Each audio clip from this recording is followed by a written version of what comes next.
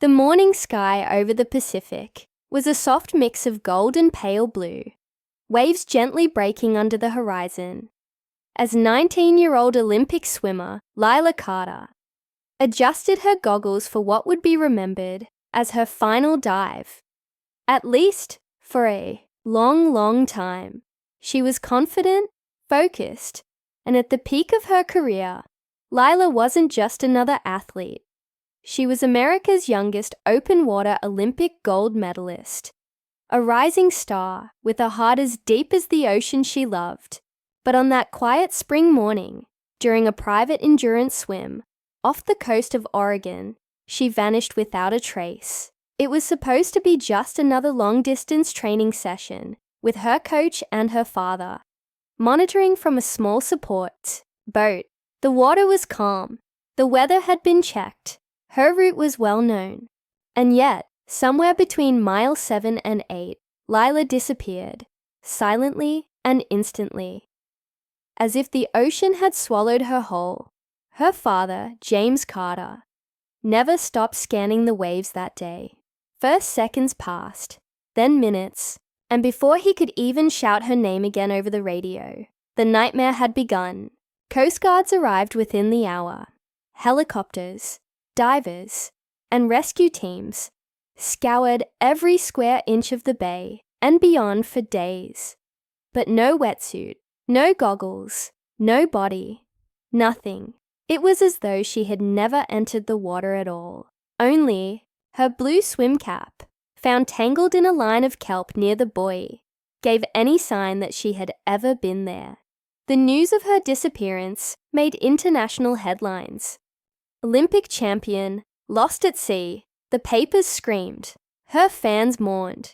Conspiracy theories surfaced online, from shark attacks to underwater currents, even rumors of staged disappearances. But through all the noise, James never stopped searching. Not for a moment. 4 years passed. Seasons changed. The world slowly moved on. But James didn't. He retired early from his engineering job, sold his house, and bought a small fishing boat. Every single weekend, no matter the weather, he'd return to the stretch of water where Lila vanished. He kept telling himself, maybe today I'll find something. Maybe today the ocean will finally speak. Young Olympic swimmer vanished during a swim. 4 years later, her dad finds this on a buoy. And then, one late September morning, the sea did. James had drifted further south than usual, just past a rusted buoy rarely maintained by the harbour authorities. It was the kind of place most boats avoided. Overgrown with barnacles, half submerged in fog, and strangely quiet. As he passed it, something caught his eye, a small glint of metal attached to the underside of the buoy. Curious, he pulled the boat closer and leaned over the edge. Tied with a plastic string to a corroded hook was a waterproof capsule. It looked out of place. Too new, too clean. James's heart pounded as he untied it, hands shaking. Inside was a folded, sea-dampened piece of cloth and a note. The moment he read the first line, he dropped to his knees. It was Lila's handwriting, and what she had written would change everything he thought he knew about her disappearance. Do you want to hear what the note said? Because once you do, there's no going back. James stared at the note in his hands, the paper still damp and trembling slightly in the sea breeze. It was her. He would recognize Lila's handwriting anywhere. The soft, loopy script she'd used in birthday cards and notes she'd leave on the fridge before early morning swims. 4 years of silence, and now suddenly this. The ink had bled slightly at the edges, but the words were clear enough to freeze him in place. Dad, if you found this, it means you didn't give up. I'm alive, but I can't come home. Not yet. That one sentence hit harder than any storm James had ever faced at sea. He had imagined this moment 1,000 different ways. Finding a clue, a photo, maybe even remains. But not this. Not a message in her own hand, carefully hidden where no one else would think to look. Who else could have known this buoy was part of the last GPS coordinates she'd ever swum toward? His thoughts raced. If she was alive, where had she been? Who had kept her away? And why couldn't she come back? He read the rest of the note quickly, scanning for any more answers. But that was it. No location, no names, no date, just those haunting words that opened the door to 100 more questions. James sat back on the deck of his boat, gripping the edge with white knuckles. All this time, everyone had assumed the worst. He had forced himself to consider every possibility, even death, especially death. But now, the smallest thread of truth had tugged the curtain back, and something else was there. Something that felt bigger than he'd ever imagined. Back on land, he didn't tell anyone. Not the police, not even his ex-wife, who had long since stopped answering his late-night calls about new leads or dreams he'd had.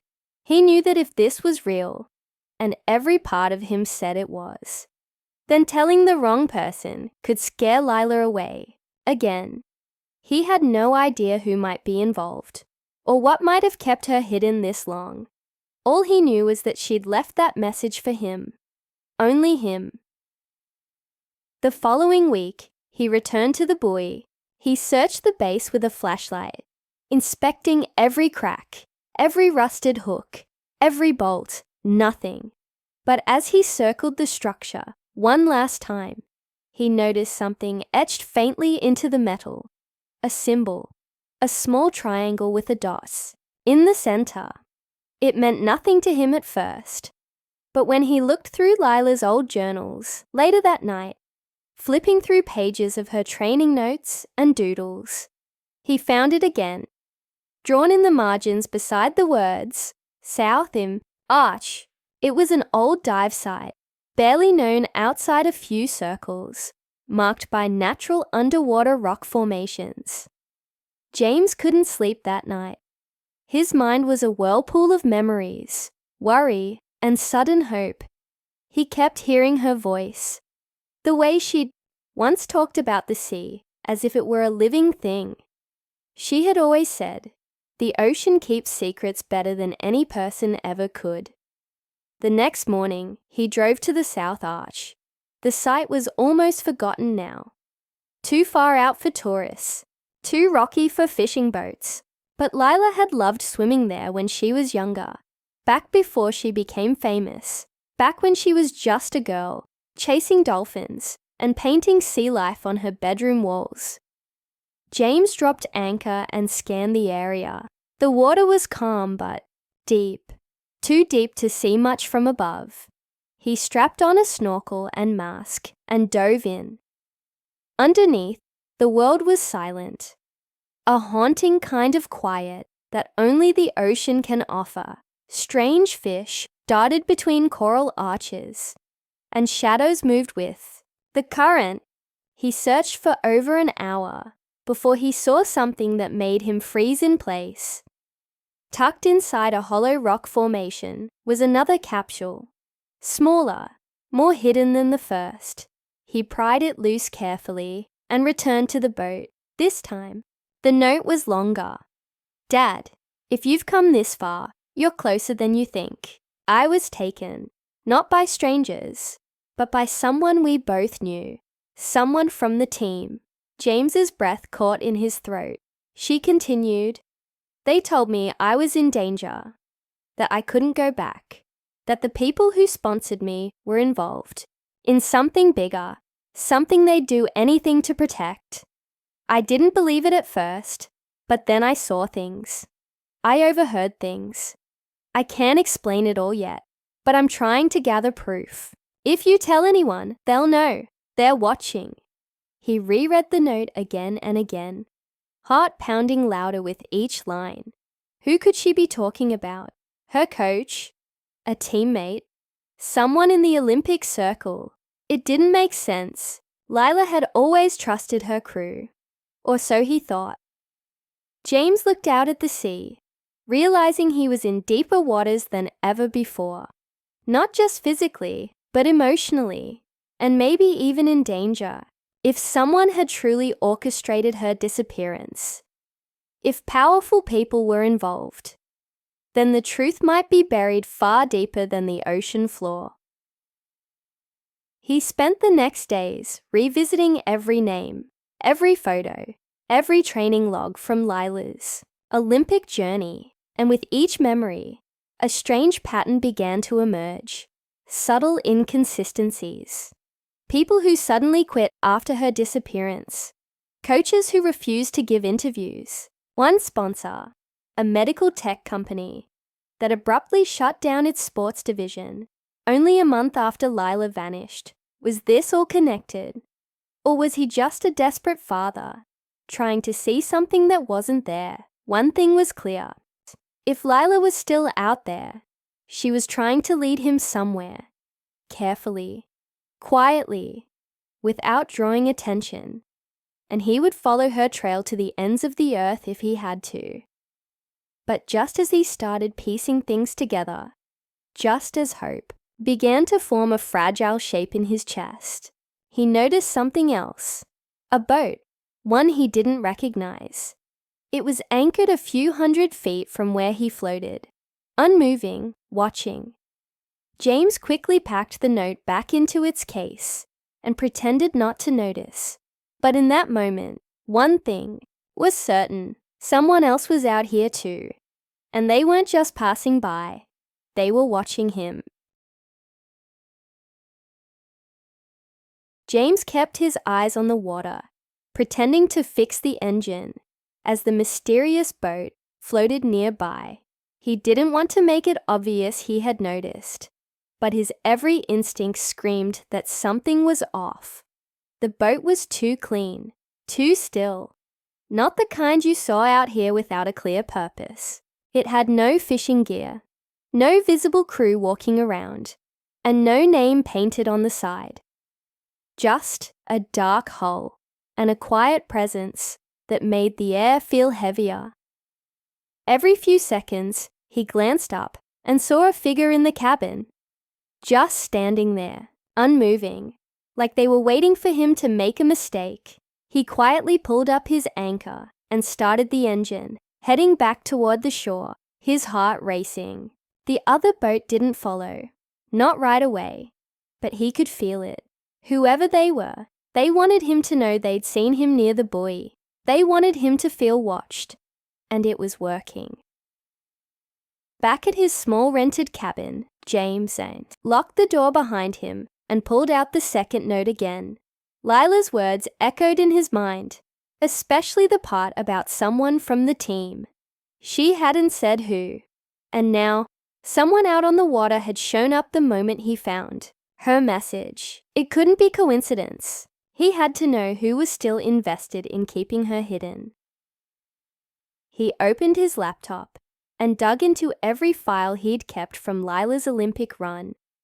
Photos, news clippings, emails from the committee, and a folder she'd once named Training, Schedules. Most of it was harmless, but when he clicked into a subfolder labeled July Trials, Oregon Coast, something stopped him cold. There was a scanned document, a waiver from a private training retreat just 2 weeks before. She vanished. At the time, he hadn't paid much attention. But now, one name stood out, Coach Mitchell Deans. He had been one of the assistant coaches, soft-spoken, polite, always in the background. But after the disappearance, Mitchell had left the swimming world altogether. No explanation, no interviews, nothing. Just vanished, almost like Lila. James started searching. No recent online activity, no phone listed. But one article mentioned Mitchell had briefly worked for a private marine research company called Aeon Depths, a firm that specialized in underwater drone mapping. The same company had once funded part of the Olympic training camp, and that company, it turned out, had also been a major sponsor of Lila's team. The pieces were starting to form a pattern, but James still didn't understand what the full picture was. Why would a marine research company be involved in an athlete's disappearance? What could Lila have seen that scared her enough to go into hiding and leave behind cryptic notes? He thought back to something she'd said in one of her last interviews before she disappeared. "Sometimes I feel more at home underwater than I do on land. There's something peaceful about it, something secret." Now that quote felt like a warning. As James dug deeper, he started noticing another strange detail.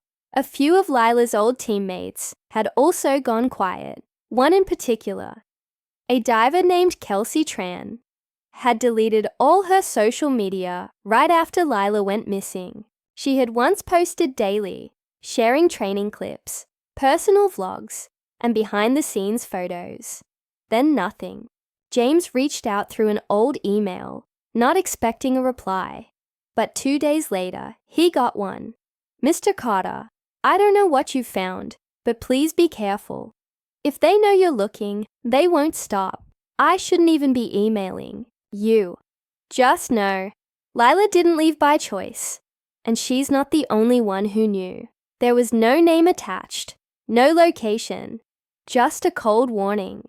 James read it over and over, trying to decide if it was sincere or a trap. Either way, it confirmed what he feared. Lila hadn't simply swum away. She had been pushed into silence by people with reach, people who had eyes even now. Meanwhile, he noticed more signs he was being followed. A black SUV parked too long outside the grocery store he visited. A man in a cap, walking behind him at the docks, then vanishing into a side street. The air around him started to change. People he knew well stopped asking questions, almost as if they'd been warned to. He started leaving his phone at home when going to the water. He only used an old flip phone now, bought with cash, and turned it off unless absolutely necessary. He couldn't risk leading anyone else to Lila's trail. If she was still trying to communicate, it had to stay between them. Then came another message, not in a bottle this time, but tucked into the storage hatch of his boat. A small black notebook, wrapped in waterproof plastic. No one had seen him that day. He'd left early, well before sunrise. He checked the marina cameras later and found that the footage from that morning was mysteriously corrupted. The notebook was filled with more of Lila's handwriting. This time, it wasn't a note. It was a journal. Pages dated from months after she'd disappeared. Each one described strange activity happening around the coast. Private vessels diving at night, underwater equipment being moved by drone, and a location she marked on a hand-drawn map labeled only as the Shelf.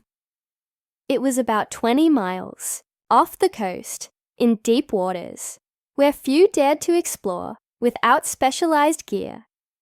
James could hardly believe what he was reading. According to Lila's notes, Aeon Depths had been using her training dives as cover to transport something underwater. She didn't know exactly what it was, but she'd overheard them talking about recovered materials and testing protocols. She had once found a strange container, half buried in the sand during a dive. When she asked the team about it, they brushed it off as scientific equipment. But the next day, her dive route was changed without explanation. Lila had started investigating quietly, keeping notes, watching them, even following one of the company boats at night. And then, when she got too close, they pulled her out for her safety or to silence her. James now had proof that something far more serious was at play, but he also knew that whoever was behind this, be it Aeon Depths or someone even higher, was willing to do whatever it took to keep the truth buried. And with every page he read, one truth became clear. Lila wasn't just missing, she was hiding from something far bigger than they ever imagined. And now, James had joined her in the shadows. The map Lila had drawn in the journal stayed on James's desk for days. He traced the ink with his fingers, memorizing every curved line and point marked in red. The shelf, a place so far off the usual paths that even most fishermen avoided it. The waters out there were too deep, too unpredictable. But whatever was buried down there had cost Lila 4 years of her life, and maybe more. James. They knew he had to go, but he couldn't do it alone. He contacted the only person he trusted, who still had deep-sea diving experience. Marcus Hale, a retired Navy diver and longtime friend. Marcus didn't ask many questions at first. He could see the seriousness in James's eyes when he said, "It's about Lila." That was enough. They planned the trip in secret. No calls, no emails. Just handwritten notes passed at diners, meetings in parking lots, and cash purchases for supplies. They upgraded James's boat with sonar equipment and rented specialized diving gear that could withstand the crushing pressure of the deep. Every step they took felt like walking deeper into the unknown, and the closer they got to launch day, the more signs James noticed that someone was still watching. One morning, he found the latch on his dock storage locker broken.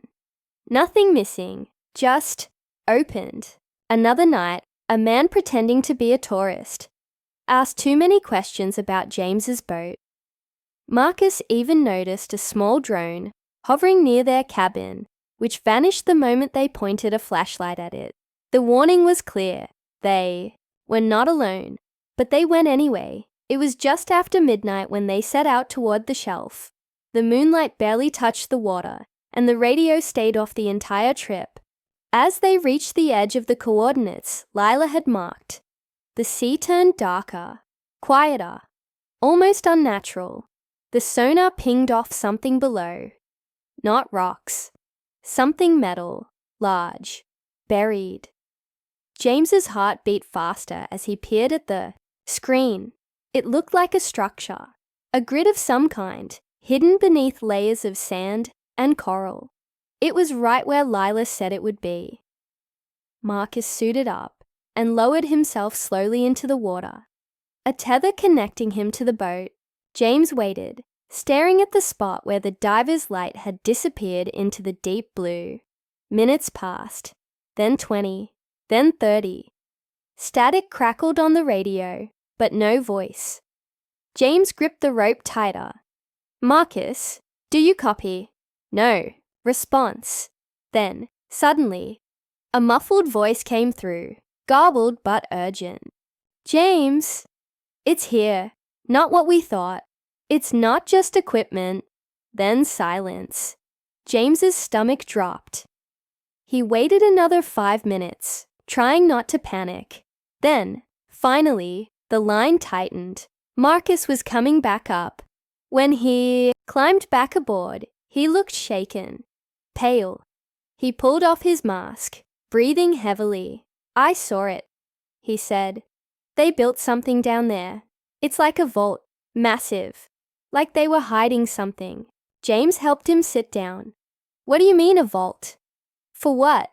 Marcus shook his head. "I don't know, but it's not scientific gear.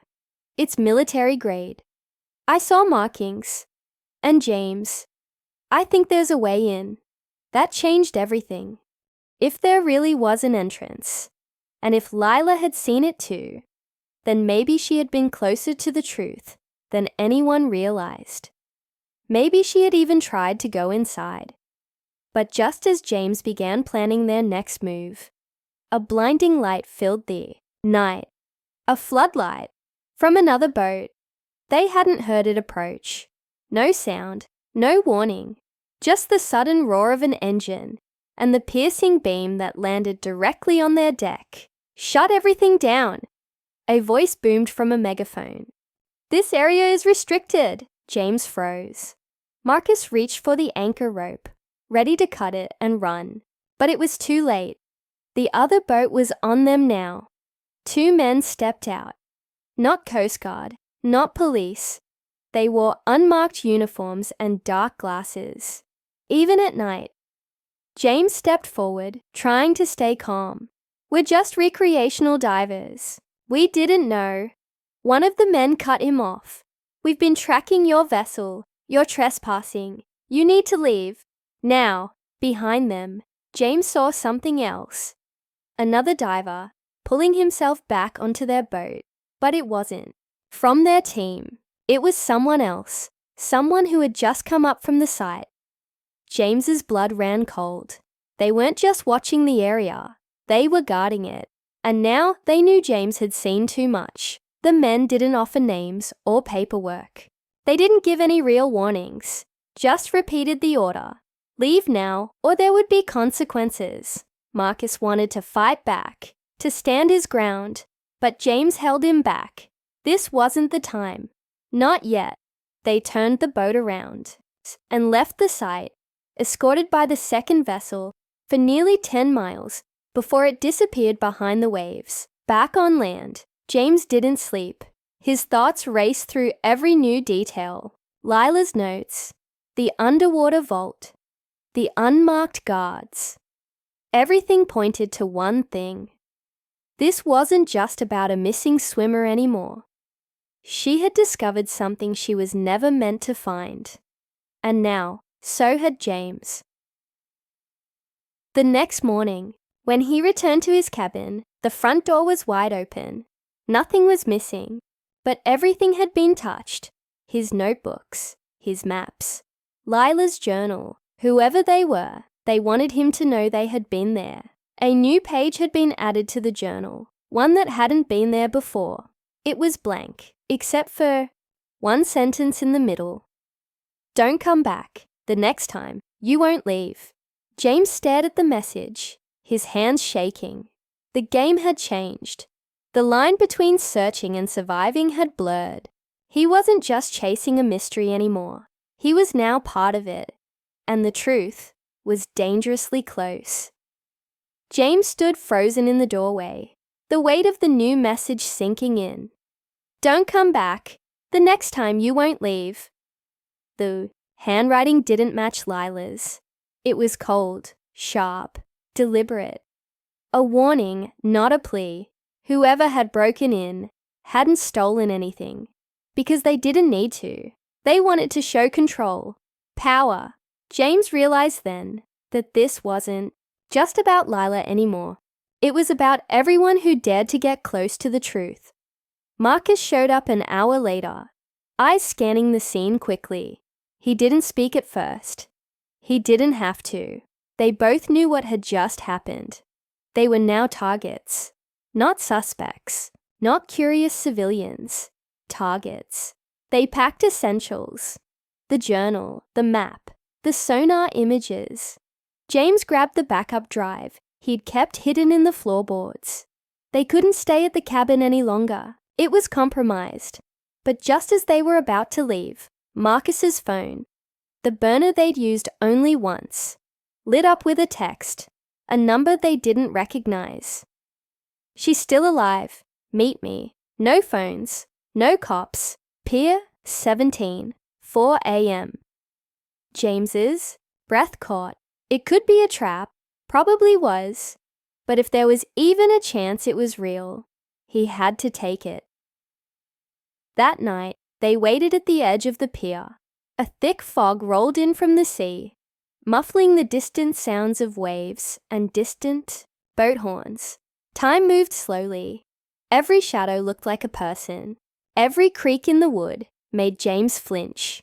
Then, a figure stepped out from the darkness. It was a woman, thin, wearing a hooded raincoat, her face barely visible under the low pier light. She looked around quickly before walking up to them. "You're James Carter?" she asked softly. James nodded. She pulled down her hood. "It wasn't Lila. I'm her sister," the woman whispered. "My name's Clara." James stared in disbelief. He didn't even know Lila had a sister. She had never mentioned it, not in all their years together. But now, standing in front of him, Clara had the same eyes, the same quiet intensity. It was like seeing a ghost. "She kept me out of everything," Clara continued. to protect me. But when she disappeared, she left me pieces. Maps, notes, the names of people she didn't trust.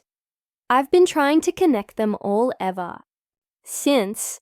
James asked quickly, "Is she alive?" Clara looked away. "I think so, but I haven't seen her. Not since the last message." She found something out there, something that scared even her. She was trying to expose it. Marcus leaned in. "What was it? What's really out there?" Clara hesitated, then pulled out a worn photograph from her coat. It showed an underwater shot, blurry, dimly lit, but in the center, something metallic, circular, and far too large to be normal. Etched along the edge were symbols, not letters, not numbers, just strange carved lines, like something ancient, alien. "They found this years ago," Clara whispered, "buried under the shelf. Aeon Depths didn't fund those training camps to support athletes. They used them as cover. They needed people like Lila, strong swimmers, to test certain zones without drawing attention. But Lila wasn't just swimming. She was asking questions." James stared at the photo. "You're telling me they found what? A structure?" Clara shook her head. "Not just a structure, a doorway." James felt the chill crawl up his spine. This wasn't about a government cover-up anymore. This was bigger, and if it was true, then Lila hadn't just discovered something dangerous. She had uncovered a secret that others were willing to kill for. Before they could say more, headlights flickered in the distance. 3 black SUVs pulled up at the edge of the pier. Clara's face turned pale. "They followed me." She handed James a flash drive. "Everything I have is on this. Coordinates, messages, her last voice recording." Then she ran, disappearing into the fog before anyone could stop her. The SUVs stopped. Men stepped out, same uniforms, same unreadable faces. "No time to think, James." And Marcus turned and ran toward the water, diving into the icy ocean, disappearing beneath the surface as bullets cracked through the air above them. The water was freezing, but it muffled everything. Sound, fear, thought. They swam toward the rocks at the far end of the pier, lungs burning, hearts racing. Every second felt like a choice between survival and capture. They surfaced minutes later behind a seawall, gasping for breath, the flash drive still clutched in James's hand. Everything had changed. There was no denying it anymore. They weren't chasing answers. They were in the middle of a conspiracy that reached deep into military secrets, deep sea exploration, and whatever it was, Aeon Depths had found beneath the shelf. James looked at Marcus, soaked and shaking. "We're not just looking for Lila now," he said. "We're uncovering something they've spent years hiding, and they were now too far in to walk away." The final dive was coming, and they weren't sure they'd survive it. The fog had lifted by the time James and Marcus made it back to the boat. Their hearts were still racing, but they knew they couldn't stop now. The flash drive was tucked safely in James's jacket, and the only thing between them and the truth was a final dive. The photo Clara had shown them was seared in James's mind. The doorway at the bottom of the shelf. What it led to, no one knew for sure. But they had to find out. The shadowy men in SUVs, the warning messages, the symbols on the metal. Everything pointed to one undeniable truth. They were not the first to uncover what was hidden down there. They sailed back toward the coordinates, knowing that it wouldn't be long before the people chasing them caught up. The plan was simple. Get in, find the doorway, get out. But nothing had gone according to plan since this all began, so James didn't trust that simplicity would last. The weight of everything that had happened settled on him like a heavy cloak. If Lila was still alive, she had been this close, so close to uncovering whatever this was. And now, he was walking in her footsteps. The boat creaked as it slowed, reaching the dark waters just outside the shelf. The sonar flickered, confirming the massive object beneath them.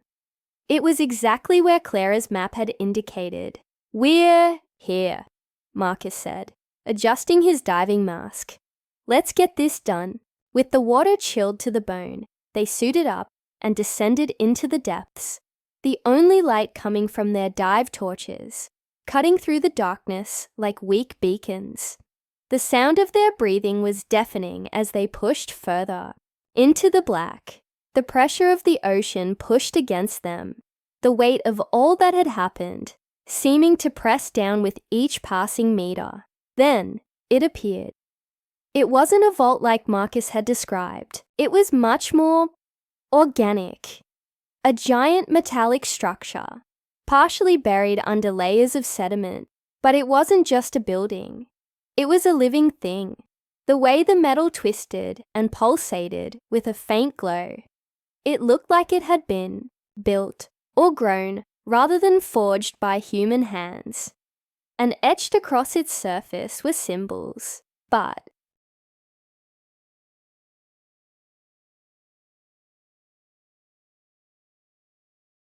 they weren't anything they had seen before. These weren't languages. They were patterns. Mathematically precise, like a code, but ancient in design. The truth was in front of them. As they approached the structure, their torches illuminated a jagged opening, a doorway. It was wide enough for them to fit through, but the light from their torches failed to reach the far side. It seemed to lead into an abyss, a place even darker than the surrounding ocean. James felt his pulse quicken. Was this where Lila had gone? Had she discovered something too dangerous to escape? Marcus gestured for James to follow. They swam into the opening, but as they moved forward, a strange feeling washed over them. It wasn't just the oppressive darkness. It was a sense of being watched. Every turn of their heads felt like something was behind them, waiting. The air grew thick with tension. Every instinct screamed at them to turn back, but they couldn't. Then, the entrance shifted. A rumble echoed through the water, and the opening began to close, slowly but steadily, as if the structure itself had sensed their presence. James and Marcus exchanged frantic glances. They swam faster, trying to squeeze through, but it was no use. The gap was shrinking, and with each passing second, they were being trapped. Just as the gap closed enough to pin them in, a high-pitched tone filled their ears. Something they couldn't hear with their human ears, but their dive equipment picked up. A signal, a warning. Then, everything went still. The entire structure seemed to hum to life, vibrating in a way that made the water around them feel alive. The metal walls began to shift, revealing a figure. It wasn't human. It was an entity, suspended in a fluid-like substance inside the structure, surrounded by a glowing, pulsating aura. It looked like a fusion of organic material and something far more advanced. It was as though the walls of the structure were keeping it locked away, but something had triggered its awakening. James's mind spun. Was this what Lila had found? Had she uncovered this being? And if so, why had they hidden it? But before they could process what they were seeing, everything began to shake. The water around them grew violent, slamming them against the walls of the structure. The hum grew louder, vibrating through their bones. And then, through the noise, a voice, soft at first, barely audible, but unmistakable. It was Lila. "James, I'm so sorry. It's too late. They're coming for you." The signal cut out immediately, and the water surged with terrifying force, knocking them off course. James tried to grab Marcus, but the force of the current split them apart. The last thing he saw before being thrown into the inky darkness was Marcus's outstretched hand, reaching for him. Suddenly, everything went black. James awoke in the boat, coughing and gasping for air. The cold wind of the night slapped against his skin as he struggled to catch his breath. The sea had calmed. Marcus was lying unconscious beside him, but he was alive. The boat's engine sputtered to life. They had been dragged out of the depths by someone. But who? Then, a voice came through the radio. "James, you have no idea how close you were to uncovering the truth." The voice was calm, too calm, and yet familiar. It took him a moment, but then he realized. It was Clara, but it wasn't Clara. Her voice cracked with an eerie chill. "Your journey has just begun, but know this. Everything you've seen, everything you've discovered, was all part of the plan. You weren't meant to find this. Until now." The radio cut off. The boat rocked. And James turned around, his heart hammering. A figure stood at the edge of the pier. It was Clara, but her eyes were not the same. They were cold, dark, unblinking, and, in that moment, everything clicked. They had been led into this. The crash, the chase, even Lila's disappearance. It had all been orchestrated. The truth was far more sinister than he could have imagined. And now, the game was truly only just beginning. James's heart raced as he stared at Clara, her figure outlined by the dim light from the pier. He couldn't believe what was happening. Everything he thought he understood about Lila's disappearance, about the secrets they had uncovered, had just been turned upside down. This wasn't just about a missing swimmer or a deep-sea conspiracy. This was something bigger, something far darker. Clara's eyes met his, but there was no recognition in them, no warmth, just cold, empty calculation. She stepped forward, her face expressionless, as if everything that had happened had been carefully planned and executed from the beginning. "You've been following the wrong trail, James," Clara said, her voice calm, almost soothing. "Everything you thought was a search for the truth. It was a distraction." James clenched his fists. "What do you mean? What's going on here? Lila's still alive, isn't she? You've been helping her, haven't you?" Clara didn't answer immediately. She just stood there, staring at him, her gaze almost pitying. Finally, she spoke again, her words coming slowly, deliberately. "Lila didn't want to be found, James. She was never meant to be saved. She found something beneath the shelf, something so far beyond human understanding that it made everything she'd ever known seem irrelevant. And once she found it, she couldn't turn back." James's stomach twisted. "You're saying she chose this?" "Not exactly," Clara replied, her lips curling into a faint smile that didn't reach her eyes. She had no choice.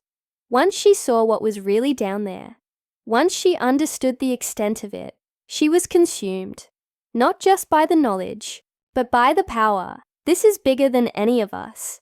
And now you've brought yourself into it." Marcus stirred beside James, groggy but still conscious.